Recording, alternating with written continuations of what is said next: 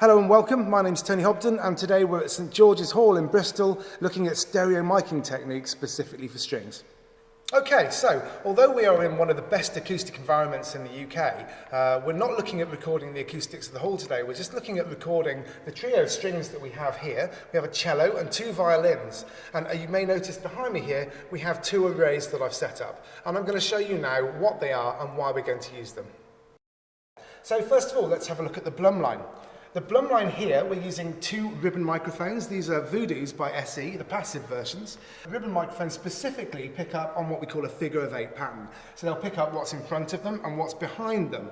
And what we do is we offset them 90 degrees against each other. So the diaphragms are crossing in the middle, as you can see here. So we're picking up a kind of flower pattern. This microphone here will be picking up behind here and in front here. And this microphone will be picking in front there and behind here. So we're getting a good stereo field all the way around and a nice natural tone from the instruments that we're trying to record.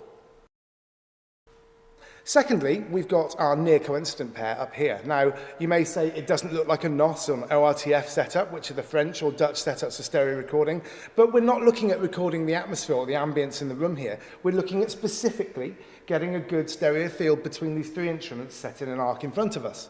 So we have them set at a point, and if I look at my polar patterns and figure them a little bit like Venn diagrams, these of course cardioid pickup, they're Neumann KM184 small diaphragm condenser microphones.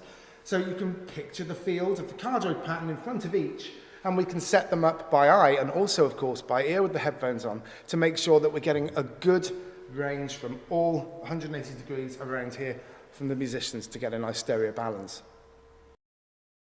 Lastly, and this is really important, the setup and how you set the mics up is crucial to how your session works. For example, the Blumlein pair here, we want to get them as close as possible, but without touching. If these two microphones touch, you'll notice that if I move my feet, there's a bit of wobble because we're on a wooden floating stage.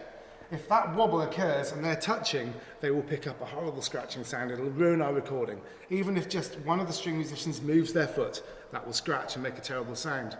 The same goes for our near coincident pair up here. If they were too close and these cables were touching, that would then translate to a sound in the diaphragm and coincidentally ruin our recording.